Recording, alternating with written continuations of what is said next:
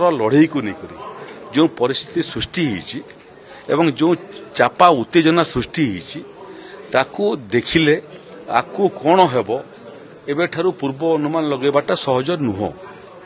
एबे पाकिस्तान रे हाहाकार ये गोटे देश जो देश आतंकवाद छड़ा आउ किछि शिखी नाही एवं केवल एथिरे भारत शिकार नुह।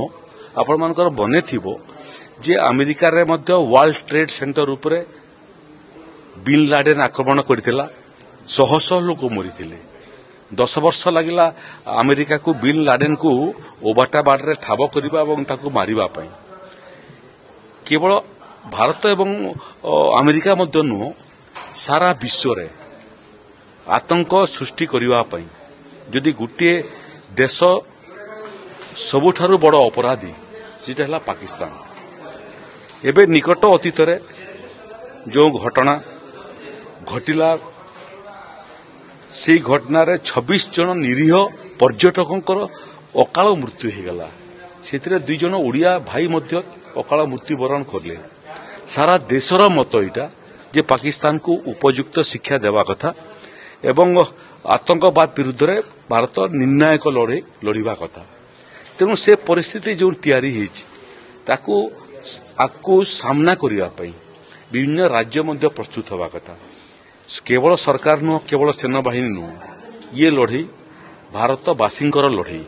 समस्त भारतवासी प्रस्तुत होगा कथा एवं जो भी परिस्थिति उत्पन्न हुआ आकू ताकू सामना करिया पे मध्य आमे प्रस्तुत रहिबा कथा। से क्रम रे ये ड्रिल टा गोटे रूटीन काम ए भलिया परिस्थिति रे ड्रिल हेइताए।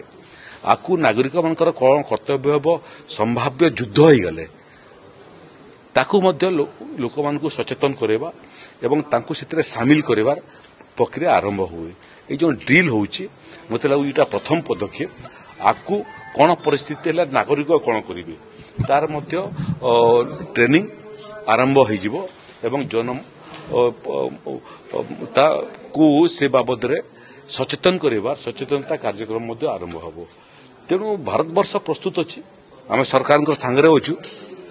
आतंकवाद केते दिन सहिबु आमे 75 वर्ष हो गला। सेनाबाहिनी लोक शहीद होउचंती, साधारण लोक शहीद होउचंती।